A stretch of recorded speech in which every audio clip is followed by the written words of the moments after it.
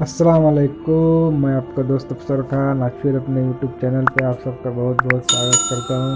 और आज एक फिर बहुत अच्छी हदीस लेकर आए जो सही मुस्लिम से है और बाब है इसके पेशाब की नजासत का बयान और इससे परहेज की ज़रूरी होने का बयान। हदीस नंबर है 677 और रावी है अब्दुल्ला बिन अब्बास रज़ियल्लाहु ताला अन्हु। अब्दुल्ला बिन अब्बास रज़ियल्लाहु ताला अन्हु से रिवायत है, रसूलुल्लाह सल्लल्लाहु अलैहि वसल्लम दो कब्रों से निकले तो फरमाया, इन दोनों कब्र वालों पर अजाब हो रहा है और कुछ बड़े गुनाह पर नहीं।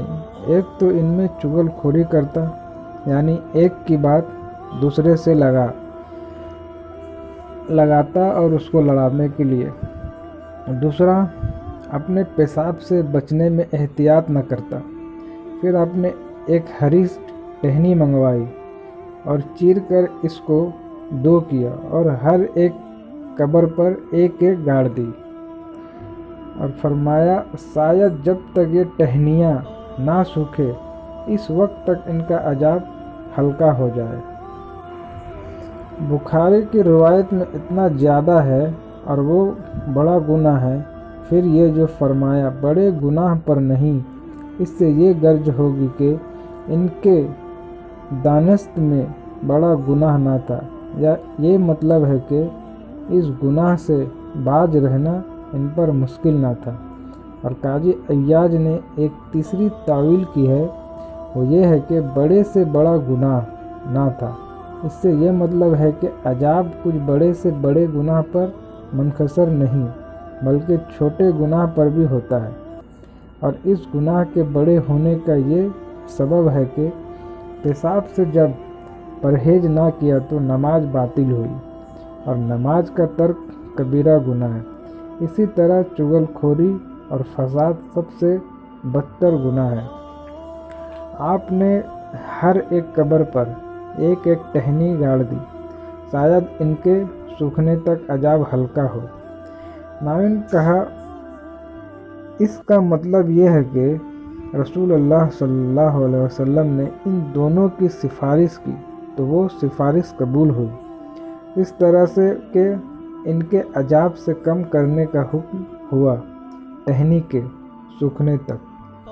और शायद आप दुआ करते हो इनके लिए टहनियों के खुश्क होने तक, और एहतमाल है कि हरी टहनियाँ तस्बीह कहती हो, इस वजह से अजाब की कमी हो, और जब सूख जाए तो तस्बीह मुआक्किफ हो जाती है। क्योंकि अक्सर मुफस्सिरीन के नज़दीक वही सही मुराद है जो जिंदा हो, और लकड़ी और पत्थरी की ज़िंदगी जब ही तक है कि वो काटे न जाए।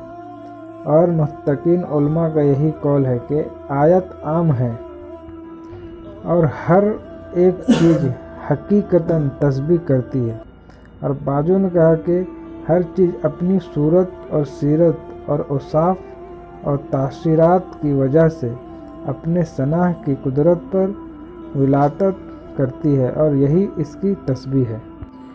और इस हदीस से उलमा ने ये बात निकाली है कि कब्र के पास कुरान पढ़ना मुस्तहब है, इसलिए कि जब हरी साख से अजाब कमी हो तो कुरान की बरकत से ज़रूर अजाब में कमी होगी। और बुखारी ने अपनी सही में रिवायत किया है कि बुरैदा बिन हसैब सालमी ने वसीयत की थी कि मेरी कब्र में 2 हरी साखें रख दी जाए, और शायद इन्होंने तबारक का रसूलुल्लाह सल्लल्लाहु अलैहि वसल्लम के फाल को देखकर ये वसीयत की। खताबी ने इनकार किया इस फाल का जो लोग कब्र पर किया करते हैं, यानी फूल और साखें डालने का, और कहा इसकी कोई असल नहीं। इस हदीस से यह भी निकलता है कि कब्र का अजाब हक है, और मुतज़िला ने इसके खिलाफ किया है, और पेशाब बख्श है और चुगलखोरी हराम है जब फसाद की नीयत से हो, और जो किसी मुसलमान का जर से बचाना मंजूर हो तो सवाब है, वो चुगलखोरी में दाखिल नहीं है। जो बुज़ुर्गों के कब्र पे, जो औलिया अल्लाह के कब्र पे پھول چڑھاتے ہیں، چادر چڑھاتے ہیں، ٹہنی رکھتے ہیں، تو وہ تو اولیاء اللہ ہے، ان کو قبر پہ تو کوئی عذاب نہیں ہو رہا۔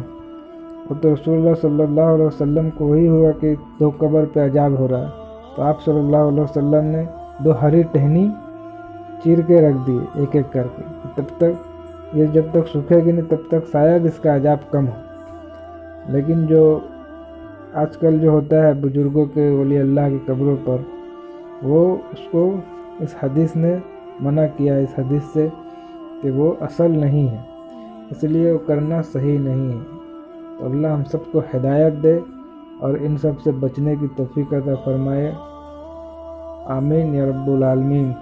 تو آج کے حدیث میں اتنا ہی تھا، پھر انشاءاللہ اگلا حدیث لے کے آئیں گے، تو اب دیجیے اجازت۔ السلام علیکم ورحمۃ اللہ وبرکاتہ۔